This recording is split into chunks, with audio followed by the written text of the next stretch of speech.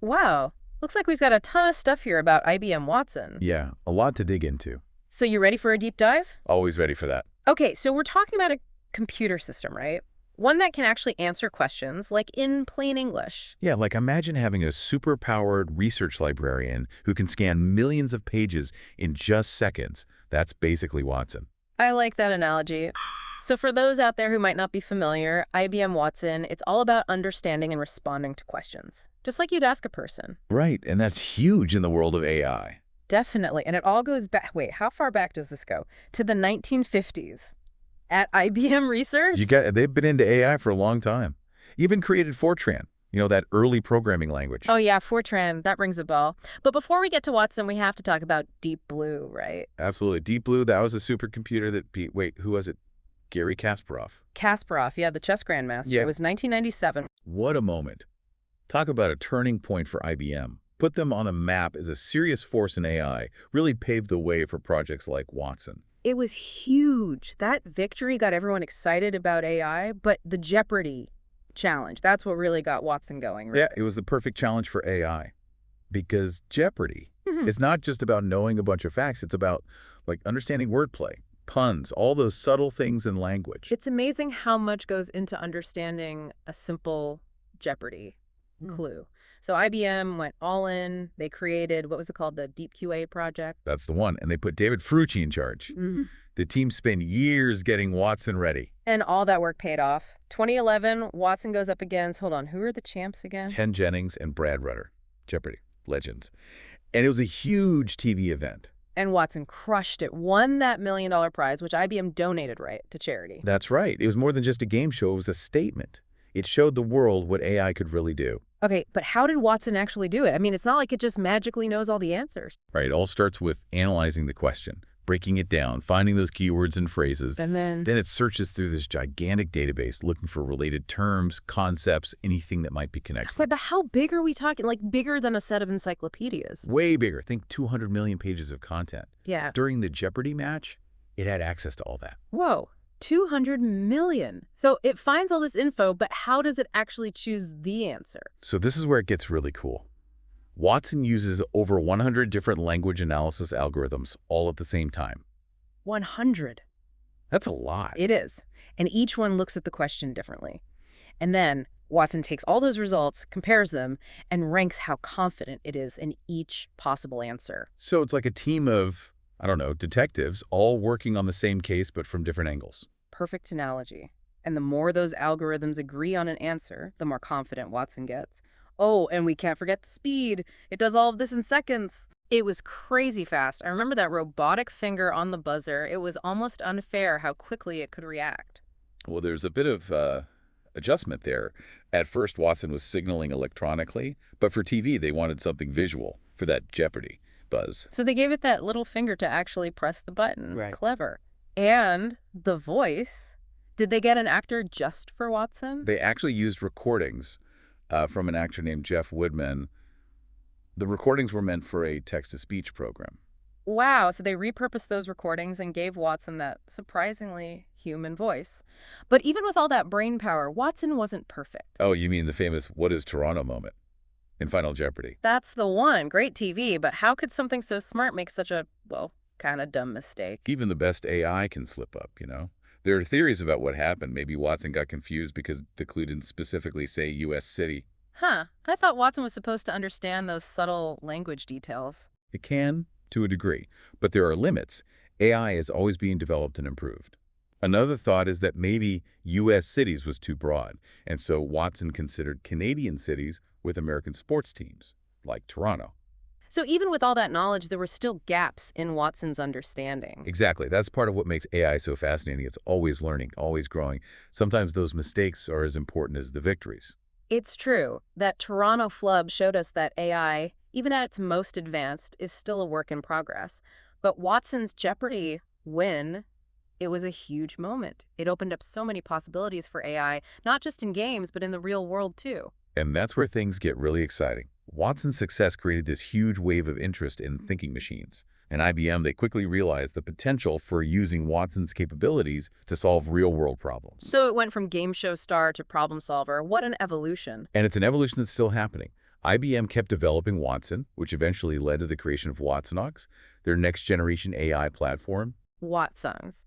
So is that just a fancy upgrade to Watson, or is it something completely different? It's more of a natural evolution, building on what Watson already does well and adding new things to keep up with all the advancements happening in AI.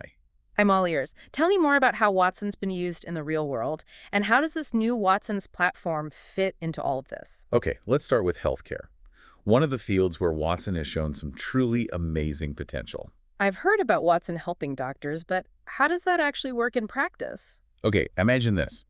A doctor who has read every medical journal, every research paper, every clinical trial result ever published. That's essentially what Watson brings to the table. Wow, so it's like having a medical expert with superhuman knowledge at your fingertips. Exactly. Watson can process massive amounts of medical data, including things like patient records, research articles, and clinical trial data. And this helps doctors make more informed diagnoses and treatment decisions. So it's not about replacing doctors, it's about giving them a powerful tool to make their expertise even better. Exactly. One of Watson's first applications was in oncology, helping doctors develop personalized treatment plans for cancer patients. It was also used at Memorial Sloan Kettering Cancer Center, I think, to help make treatment decisions for lung cancer. That's incredible. Are there other areas of healthcare where Watson is making a difference? Oh, definitely.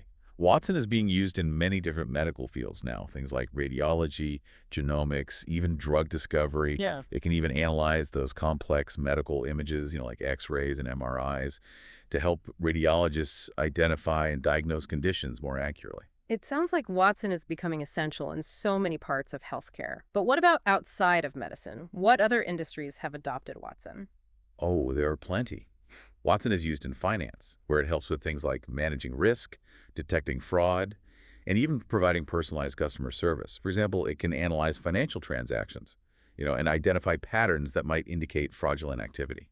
It's like having a digital detective on the lookout for financial crimes. Pretty much. And then there's education. Watson can act as a virtual teaching assistant, helping students understand complex topics. Oh, yeah. I remember reading about a professor at Georgia Tech, I think it was, who used Watson to create a virtual teaching assistant for his class. It's amazing how versatile Watson is. It really is. Watson's not limited to any specific industry. Its ability to process language and data makes it useful for all kinds of problems. We've even seen Watson used to develop creative recipes and design fashion. So from healthcare to finance to fashion, it seems like Watson is everywhere. Mhm. But let's circle back to this new platform, WatsonX.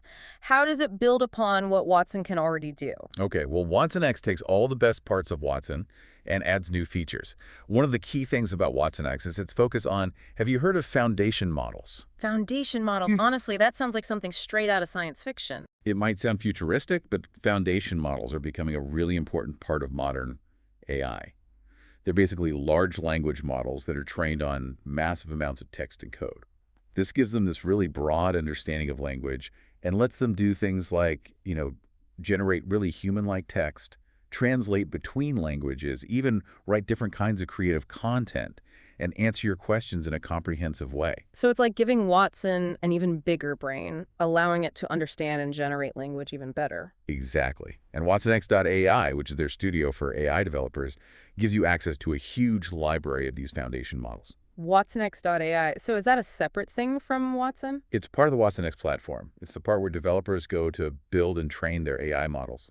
And they have access to models from IBM and also from the Hugging Face community. Hugging Face, what is that? Some kind of AI social club? It's actually a platform and a community for natural language processing. They have a gigantic collection of open source language models that developers can use and adapt for their own projects. So WatsonX.ai is like a one-stop shop for AI developers, giving them all the tools they need to build powerful AI applications. That's the idea. And it also includes features like Auto AI, which helps automate the process of building machine learning models. Auto AI, so even the process of building AI is being automated. Exactly. It's all about making AI development more accessible and efficient. That's pretty incredible. It sounds like IBM is trying to democratize AI with WatsonX, give more people the opportunity to use this amazing technology. But with AI becoming more powerful, how do we make sure it's used responsibly? How do we prevent it from being used for, less than ethical purposes? That's the million-dollar question, right? Yeah. As AI advances, safeguards become more important. And that's where WatsonX.governance comes in. WatsonX.governance, is that like AI's conscience, making sure it's used for good and not for evil? It's more about ensuring transparency, accountability, and fairness in how AI systems operate. WatsonX.governance provides tools and processes for monitoring AI models for things like bias and fairness. It's about making sure AI systems make ethical decisions. So it's like having an AI ethics committee built into the platform. Exactly. It's all about building trust in AI systems, making sure they're used in a way that benefits everyone. It's good to know that IBM is taking these ethical implications seriously. But with all these advancements, especially in generative AI, where does Watson stand in the current AI landscape? Is it still relevant in this rapidly changing field? Absolutely. Watson is still a major player, and it's continuing to evolve. Okay, so how does Watson X address this constantly changing landscape, particularly with the rise of generative AI? One way is through its integration with those foundation models we were talking about earlier. These models are what power many of the generative AI capabilities we see today, things like ChatGPT and Dell-E. They can generate text, translate languages, write different kinds of creative content, and answer your questions in a very human-like way. So it's like Watson X is embracing this new wave of AI, adding these powerful language models to its toolkit. Exactly. IBM has been very clear that Watson X is meant to be a complete platform for both traditional machine learning and this new era of generative AI. That makes sense. But we've been talking a lot about the platform in the studio. What does it actually look like to work with Watson X? Do you need a PhD in computer science to get started? Not at all. IBM has worked hard to make Watson X accessible to a wider audience. They have this collaborative workspace called Watson Studio, which is designed to be user-friendly, even for those without a deep technical background. Watson Studio. So it's like a virtual lab where you can play with AI, build models, and analyze data. That's a great way to describe it. Watson Studio gives data scientists, developers, and analysts a shared environment to work on AI projects together. It supports both code-based and visual data science workflows, so you can choose the approach that suits your skills best. So if you're a coding whiz, you can jump right into the code. But if you prefer visuals, there are drag and drop tools and interactive dashboards. Exactly. And Watson Studio supports popular open source frameworks like PyTorch, TensorFlow, and scikit-learn. It's built to be flexible and adapt to different project needs. That's impressive. It seems like IBM considered all the different types of people who might want to work with AI. Let's get back to Watson X for a moment. You mentioned earlier that it has three core components. We've talked about WatsonX.ai, the studio for building AI, and WatsonX.governance, which is about ethical AI. What's the third component? The third part is WatsonX.data. It's all about managing and scaling your data for AI workloads. Data is the fuel for AI, so having a strong data management system is essential for successful AI development. So it's like the bedrock that the whole AI system is built upon. Great analogy. WatsonX.data is designed to be an open lakehouse, which combines the flexibility of a data lake with the performance of a data warehouse. It can handle the massive amounts of data that AI needs, and it lets you store and access data from different sources, both on your own servers and in the cloud. Sounds incredibly powerful, but it also sounds incredibly complex. There are so many moving parts to Watson X, the studio, the data management, the governance, the models. How does it all come together in practice? Can you give me a real-world example of how Watson X is being used to solve problems? Of course. Let's look at the U.S. Open tennis tournament. IBM has been a technology partner with U.S. Open for a long time, and this year they introduced some new AI-powered features in the U.S. Open app, all thanks to Watson X. Now that's an example I can relate to. I'm a big tennis fan and always use the US Open app during the tournament. What kind of AI magic is Watson X bringing to the tennis court? For starters, Watson X is generating spoken commentary for hundreds of match highlights. This means you can now listen to AI-generated commentary, describing the key moments of a match, even if you can't watch the video. That's amazing. It's like having your own personal commentator in your pocket. So I could be on the train listening to Watson X narrate a thrilling rally between Alcaraz and Djokovic. Exactly. And it's not just commentary. Watson X is also calculating the likelihood to win for each player in real time, which gives fans deeper insights into how a match is unfolding. That's really cool. I love those stats and predictions. It adds another layer of excitement to the game. And here's the biggest news. For the first time, Watson X is creating AI-generated match reports for every singles match, both men's and women's. These reports provide a detailed summary of the match, highlighting key stats, turning points, and insights. So even if I miss a match, I can catch up on everything through these AI-generated reports. You got it. And these reports aren't just dry statistics. Watson X is using its language generation capabilities to create engaging narratives that capture the drama of the match. That's like having a sports journalist in the cloud, writing up personalized reports just for me. Incredible. And what's even more remarkable is that Watson X does all of this in real time, processing massive amounts of data from each match and generating these insights almost instantly. It's amazing how AI is changing the way we experience sports. But I'm curious about how they actually built these features. How did IBM use Watson X to create them? It's a multi-step process that uses several components of the Watson X platform. First, they had to gather and prepare data. This included everything from live match scores and player stats to historical data and even weather conditions. So WatsonX.data is playing a crucial role here, managing and organizing all that data. Exactly. They're using watsonx.data to build a unified data lakehouse where all this information is stored and accessible. Then they use watsonx.ai, the studio for AI builders, to develop and train the AI models that make these features work. So they're combining traditional machine learning with generative AI to create these models. Precisely. For example, the likelihood to win model might be based on a traditional machine learning algorithm that looks at historical data and live match stats to predict the outcome. But the match reports are probably using generative AI, powered by foundation models, to create those engaging narratives. It's fascinating how different types of AI can be used together to create these innovative features. And of course, throughout the entire process, IBM is using watsonx.governance to make sure that these AI models are fair, unbiased, and transparent. That's good to know. It's reassuring to know that even as AI becomes more common, companies like IBM are prioritizing ethical considerations. But let's shift gears for a moment and talk about a different application of Watson's. I'm particularly interested in how WatsonX.ai is making AI development more accessible to more people. You're talking about features like Auto AI and the integration with the Hugging Face community. Exactly. These features seem revolutionary for people who want to explore AI but might not have the technical skills to build complex models from scratch. They are. Auto AI, for example, automates many of the time-consuming tasks involved in developing machine learning models. It can automatically prepare data, choose the best algorithms, and even optimize model parameters. So it's like an AI assistant that helps you build other AI models. That's a great way to think about it. It lets people with less coding experience experiment with machine learning and create their own AI applications. That's incredibly empowering. And what about the integration with the Hugging Face community? How does that make AI development more accessible? Hugging Face is a great resource for anyone interested in natural language processing. They have a huge library of pre-trained language models that developers can use and adapt for their own projects. So you can use these pre-trained models as a starting point instead of building everything from scratch. Exactly.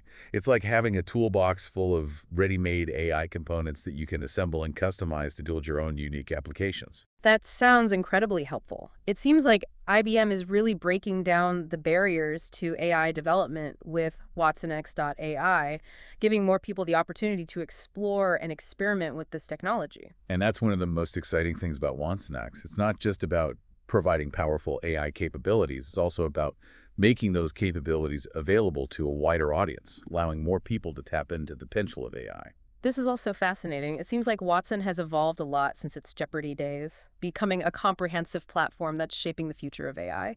But before we finish our deep dive into the world of IBM Watson, there's one more thing I want to explore. What's that? We've talked about Watson's past, its present, and its potential.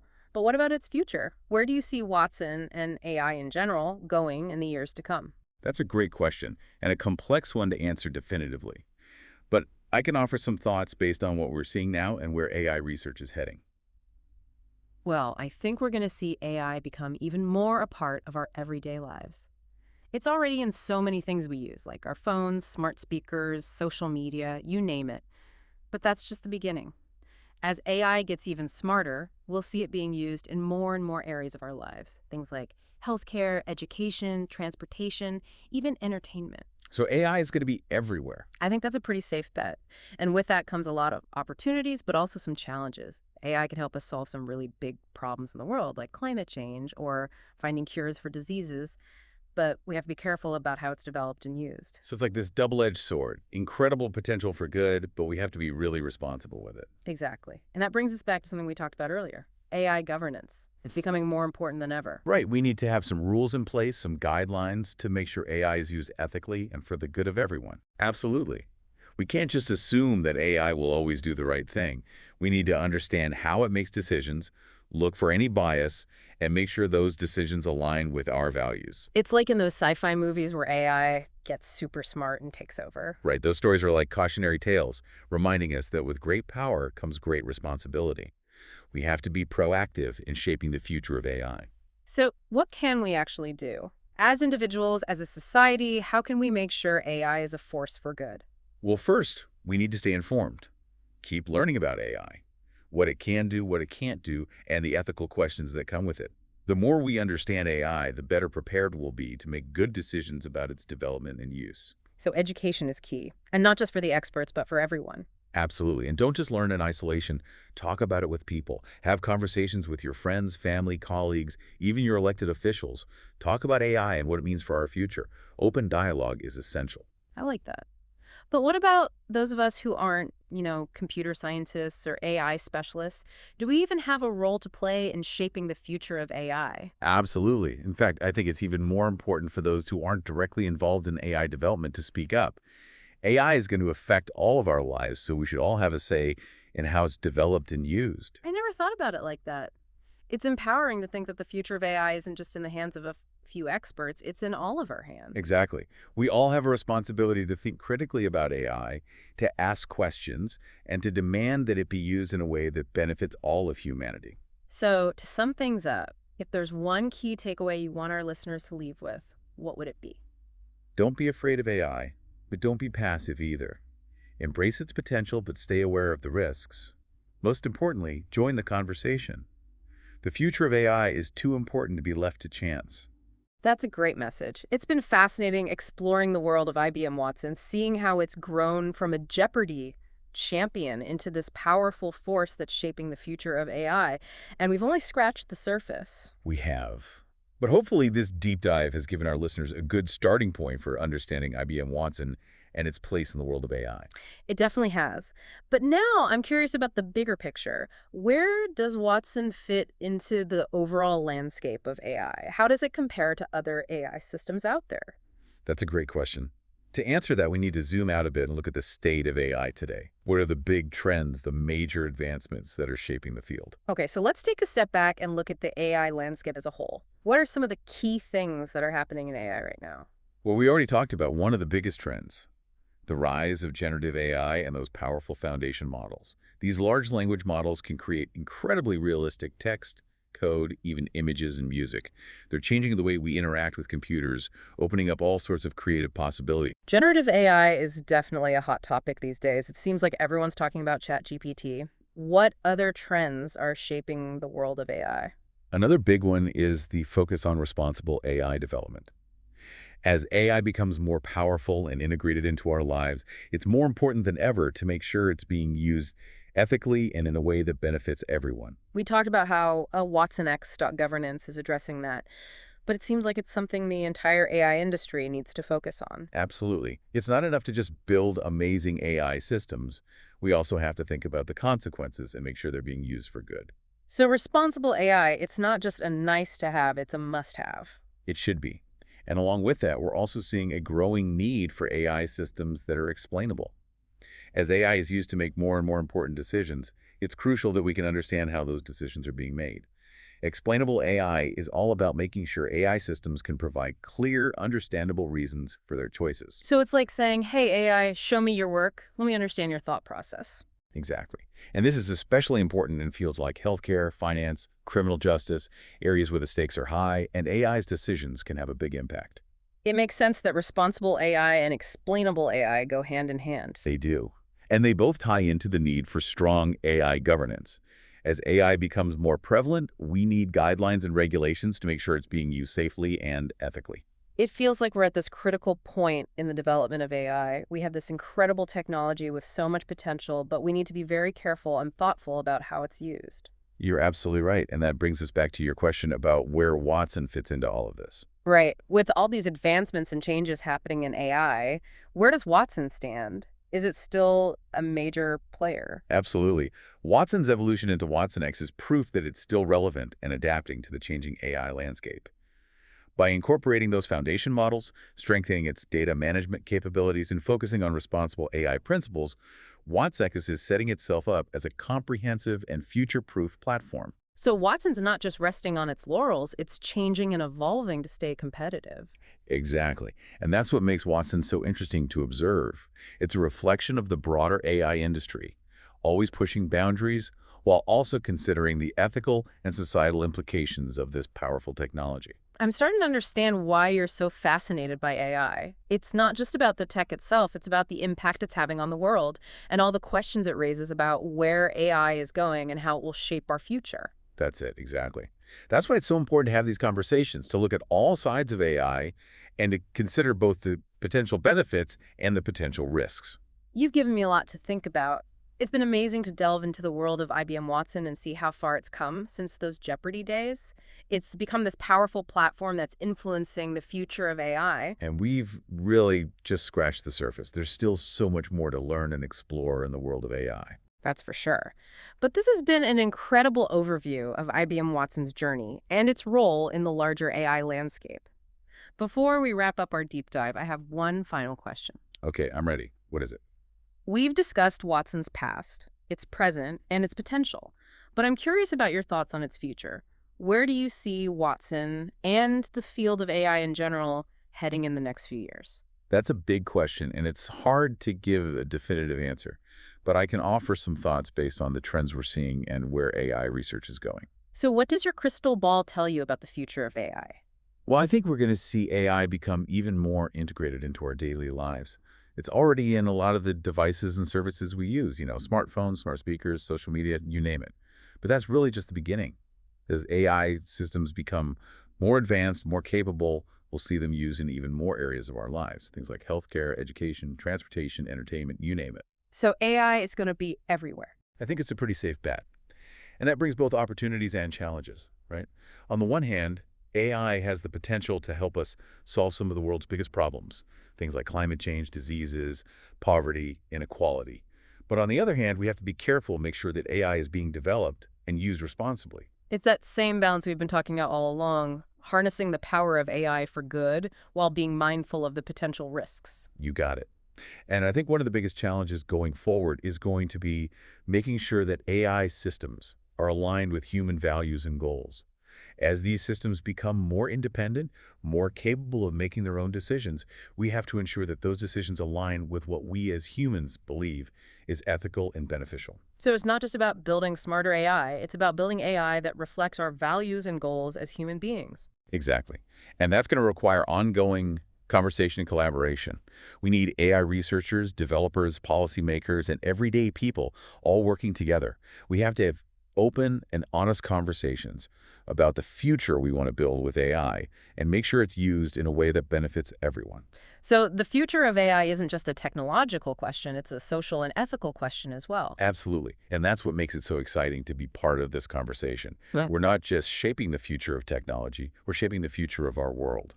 This deep dive has been eye-opening. We've learned so much about how IBM Watson has evolved from a game show champion to a powerful platform that's shaping the future of AI. And we've really only scratched the surface. AI is such a vast and rapidly evolving field. There's always more to discover and learn. That's for sure. But you've given us a fantastic overview of IBM Watson's journey and its place in the world of AI. It's been a pleasure sharing these insights. And as you continue to explore the world of AI, I encourage you to stay curious, stay engaged, and never stop asking questions. That's excellent advice.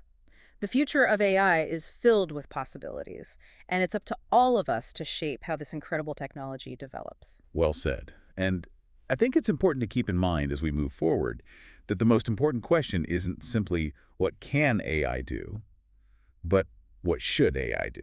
That's a perfect thought to end on. Thank you so much for joining me on this deep dive. It was my pleasure. And to our listeners, thanks for being here. Until next time, keep exploring. It really has been. And as we think about the future, it's important to remember that AI, it's not just a tool or some technology, it's actually a reflection of us.